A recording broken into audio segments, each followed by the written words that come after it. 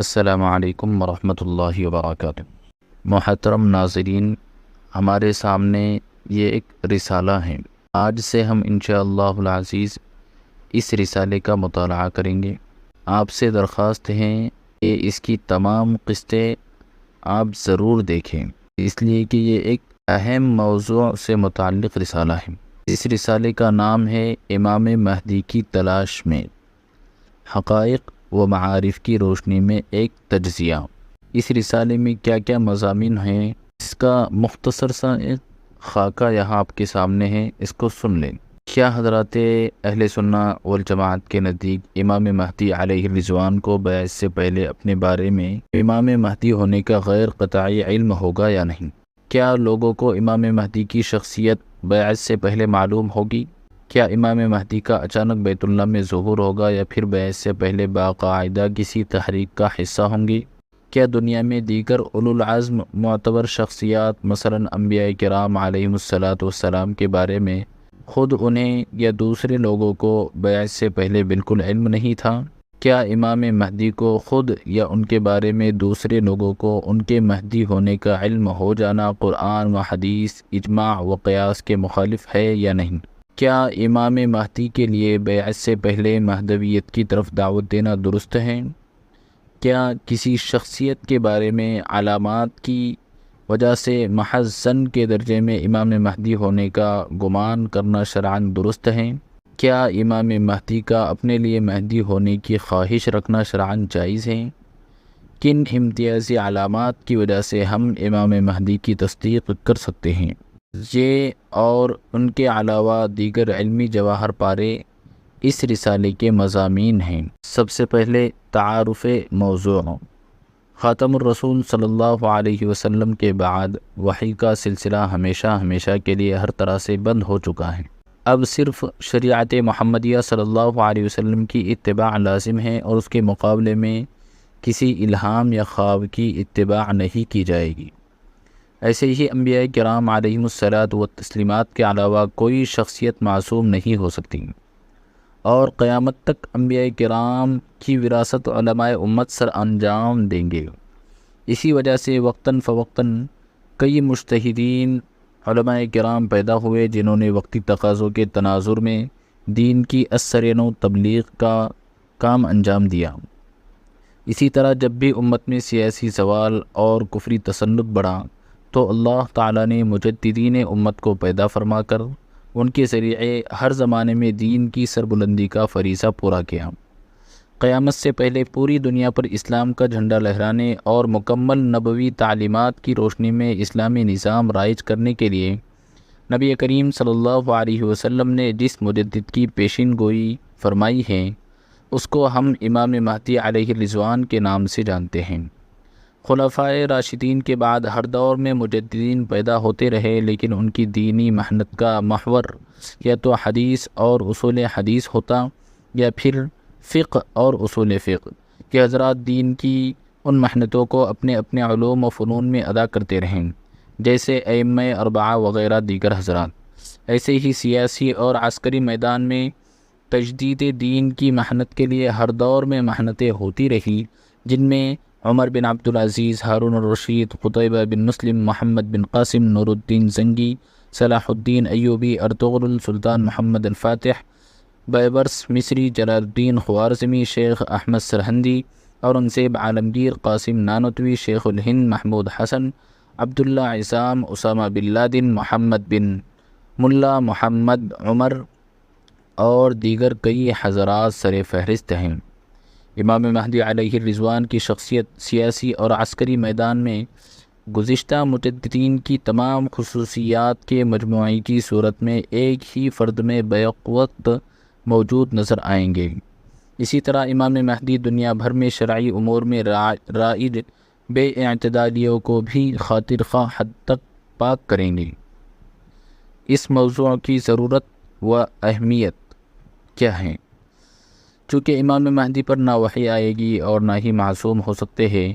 مگر موجودہ دور میں افراط و تفریط کی کثرت کی وجہ سے ان کے بارے میں رائج غلط تصورات کا ازالہ لازمی ہے۔ نمبر 2، خلفائے راشدین کے بعد امت مسلمہ میں سب سے بڑا مرتبہ امام مہدی کا ہوگا۔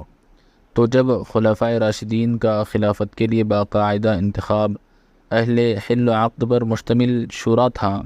اسی طرح امام مہدی کا انتخاب بھی اسی دور میں علماء امت کریں گے۔ نمبر 3، چونکہ امام مہدی نہ تو نبی ہے اور نہ ہی معصوم شخصیت، اس وجہ سے امام مہدی کا انتخاب نہ تو علماء کرام یا صوفیاء عظام کے کشف و کشوف سے ہوگی اور نہ ہی خواب یا الہام وغیرہ سے ان کو منتخب کیا جائے گا، بلکہ امام مہدی کا انتخاب باقاعدہ امت کے فکر میں مغموم دنیا بھر سے امام مہدی کی تلاش میں نکلنے والے علماء کرام کریں گے، جو پہلے سے امام مہدی کا تعارف اور اس دور کے حالات کا احادیث مبارکہ میں تطبیق کے بعد امام مہدی تک پہنچیں گے۔ مگر آج کل امام مہدی کی بات سنتے ہی ہر عام و خاص اس بات پر متفق نظر آ رہا ہے کہ امام مہدی کو علماء کرام باقاعدہ کشف و کشوف سے پہچانیں گے، اور اس سے پہلے ان کو کوئی نہ پہچانے گا، اور نہ ہی خود امام مہدی کو اپنے بارے میں علم ہوگا، بلکہ ایک رات میں ان کے بارے میں لوگوں کو بھی پتہ چل جائے گا، اور خود امام مہدی بھی اس رات اپنے مہدی ہونے سے واقف ہوں گے۔ اس نظریے کی وجہ سے پوری امت کے عوام اور علماء کرام سب کے سب ہاتھوں پہ ہاتھ دھرے اس انتظار میں بیٹھے نظر آ رہے ہیں کہ چونکہ امام مہدی باقاعدہ پہلے سے معلوم شخصیت نہیں ہوں گے اور نہ ہی خود ان کو پتہ ہوگا کہ میں مہدی ہوں، لہٰذا اس تناظر میں امام مہدی کے بارے میں محنت کرنا شرعاً درست نہیں، بلکہ امت میں فتنہ انگیزی وغیرہ پھیلانے کا پیش خیمہ ثابت ہو سکتا ہے۔ لیکن اگر یہ بات پوچھی جائے کہ کیا امام مہدی کو خود مہدی ہونے کے بارے میں پتہ نہ ہونا یا لوگوں کو ان کی شخصیت کے بارے میں علم نہ ہونا کسی قرآنی نص سے معید یا سنت رسول و اجماع امت یا قیاس سے ثابت ہیں، تو یقیناً جس طرح اس بات کے بارے میں کوئی واضح نص موجود نہیں، ایسے ہی نفی کے بارے میں کوئی بھی واضح دلیل نہیں۔ اس مختصر مقالے میں قرآن و سنت اور اجماع و قیاس کے نظائر کی روشنی میں اس بات کو ثابت کرنے کی کوشش کی جائے گی کہ امام مہدی کو خود بھی اپنے بارے میں علم ہوگا اور دوسرے لوگوں کو بھی اس بارے میں علم ہوگا، تاہم واضح رہے کہ امام مہدی کو یہ علم ہونا قطعی نہیں ہوگا اور نہ ہی دوسرے لوگوں کو اس بارے میں علم ہونا قطعی ہوگا، کیونکہ تلاش مہدی سے متعلق حدیث میں علماء کرام کا ان کی تلاش میں جانا اور ان کو بیعت پر مجبور کرانا اس بات کی دلیل ہے کہ امام مہدی کو خود بھی اگرچہ مہدی ہونے کا علم ہوگا اور دوسرے بعض لوگوں کو بھی اس بارے میں علم ہوگا، لیکن یہ علم قطعی نہیں ہوگا بلکہ غیر یقینی، ظنی اور محتمل خطا ہوگا۔ اس موضوع کا اہم نقطہ مسلمانوں کی حالت زار میں جہاں یہ عنصر زیادہ پایا جاتا ہے کہ ہم کسی ما فوق الفطرت چیز کے بارے میں کامیابی کے حصول کے لیے منتظر رہتے ہیں اور خود ہی نجات کا راستہ ڈھونڈنے سے کتراتے ہیں، مثلا مسلمانوں کی دوبارہ عزت اور پوری دنیا کی بادشاہت امام مہدی کے آنے سے ہوگی، اس وجہ سے ہماری دلی خواہش یہ رہتی ہے کہ امام مہدی کے آنے تک ہم انتظار کرتے رہیں، جب وہ آئیں گے اور پوری دنیا کو فتح کریں گے تو ہم اس کے ساتھ ہو کر سیدنا عیسیٰ علیہ السلام کے نزول اور دجال کے خروج اور قتل میں شریک ہوں گے۔ اس سے پہلے کسی بھی خطرے سے اپنی جان کو بچانا چاہیے اور روز مرہ کے دینی احکامات کو پورا کرنا بس ہماری ذمہ داری ہے۔ اس سوچ کی غلطی واضح ہے کہ ہم خود اپنی حالت نہیں سنوارنا چاہتے اور نہ جان کی بازی لگانے کی کوشش کر کے اس ذلت و رسوائی سے نجات پانے کی جد و جہد کرتے ہیں، اور نہ ہی ہمیں اپنی غلطی کا احساس ہے، فقط انتظار کرنا ہی ہمارے مقدر ہیں۔ یہی وجہ ہے کہ دنیا بھر کے تمام محققین اس سوچ کو غلط سمجھتے ہیں، لیکن دوسری طرف بعض لوگ نیک اعمال کے ساتھ ساتھ جان کی بازی بھی لگاتے ہیں، لیکن ان کے ہاں امام مہدی کے ظہور سے پہلے امام مہدی کی پالیسی کے مطابق جہاد کرنا اور کفر کے افواج کو اسلامی ممالک میں در اندازی کرنے سے روکنا اور اسلامی خلافت کو رائج کرنا ہی اہم کام ہیں، مگر ان کے نزدیک امام مہدی کی تلاش کرنا بھی درست نہیں، اور نہ ہی امام مہدی سے متعلق احادیث کی عصر حاضر سے تطبیق کر کے جہاد کے ساتھ ساتھ مہدویت کی طرف دعوت دینا اور امام مہدی کی صفات شخصیہ کو بیان کرنا درست ہے،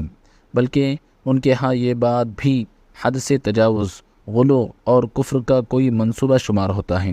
لہٰذا اس سوچ والے افراد امام مہدی کے ظہور سے پہلے حالات کی تیاری میں کردار، امام مہدی کے لشکر کے فضائل اور ظہور سے پہلے اس کے لیے عمل، اور امام مہدی کے انتخاب اور ان کی بیعت کے لیے احادیث مبارکہ کی روشنی میں تربیت وغیرہ کئی لازمی امور سے اجتماعی غفلت یا سوچے سمجھے منصوبے کے تحت جان کتراتے ہیں، یا پھر بغیر سوچے عام لوگوں کی ہاں میں ہاں ملا کر اس موضوع کو گویا فتنوں کا پلندہ اور اس کی دعوت نہ دینے میں فتنوں سے نجات کا بہانہ بنایا جاتا ہے،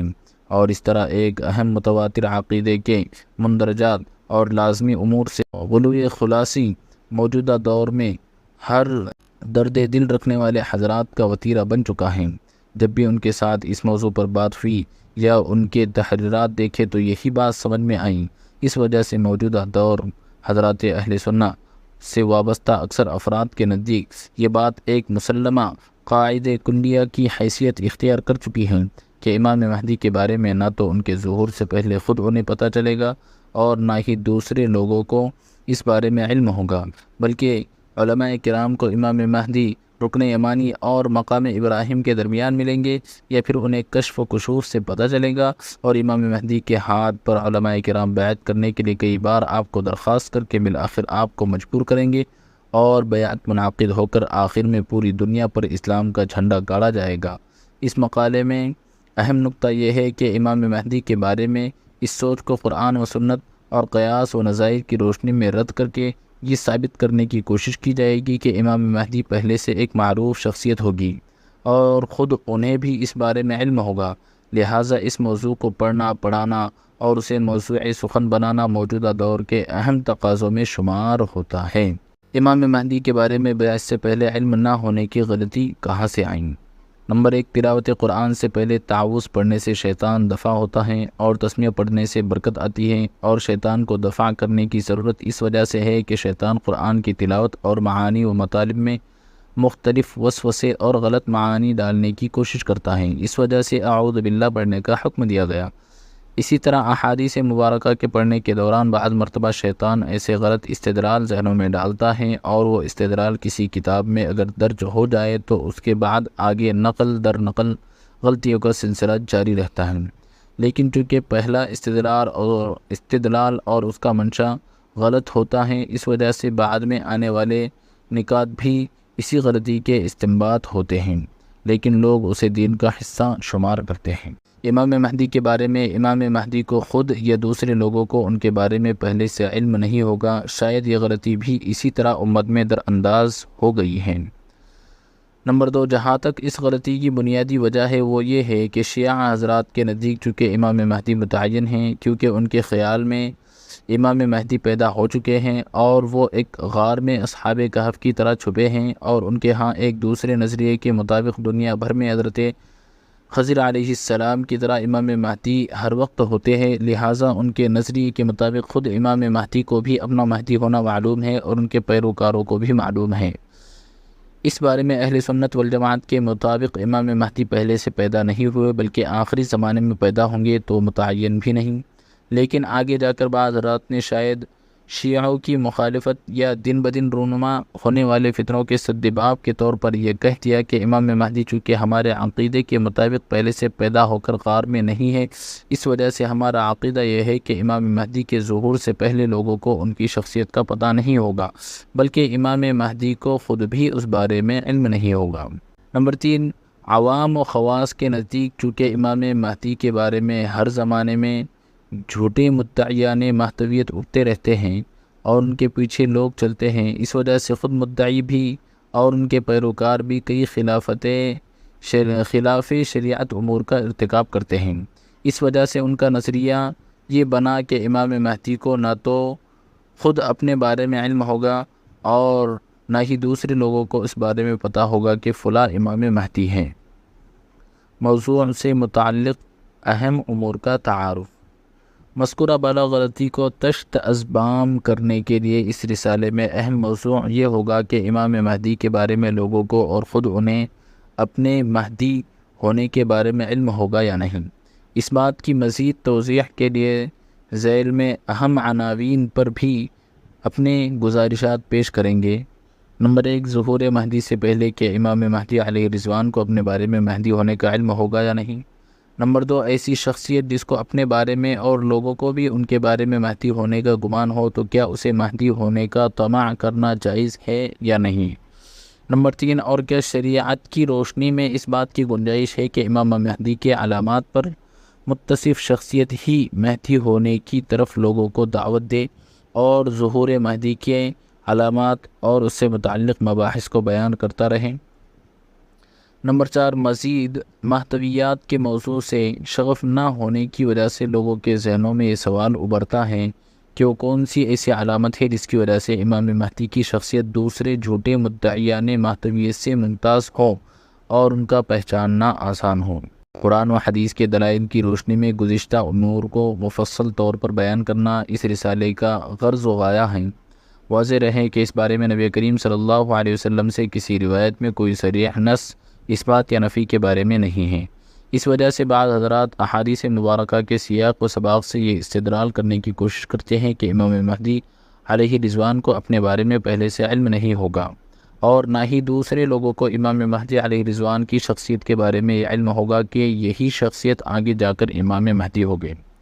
جبکہ دیگر کئی روایت سے معلوم ہوتا ہے کہ امام مہدی علیہ رضوان کو اپنے بارے میں اس بات کا علم ہوگا کہ میں مہدی ہو سکتا ہوں، یعنی یقین علم تو نہیں ہوگا، ہاں البتہ بعض علامات اور کئی نشانیوں سے یہ اندازہ لگائیں گے کہ میں امام مہدی ہو سکتا ہوں، لیکن انہیں بھی یہ بات یقینی طور پر معلوم نہیں ہوگی، جبکہ لوگوں کو بھی بعض علامات کی وجہ سے ان کے امام مہدی ہونے کے بارے میں ظنی طور پر اندازہ ہوگا۔ تاہم دوسری رائے رکھنے والے حضرات کے نزدیک بھی امام مہدی کو اپنے بارے میں مہدی ہونے کا گمان ان کو مہدی نہیں بنا سکتا اور نہ ہی عام لوگوں کو یہ حق حاصل ہے کہ وہ محض چند علامات کی وجہ سے اس شخصیت کی مہدویت کا پرچار کرنا شروع کر دے۔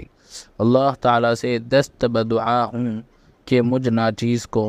امام مہدی علیہ رضوان کے لشکر میں اولین بیعت کنندہ بنائے اور قارئین کو بھی اس عظیم لشکر میں حصہ عطا فرمائیں۔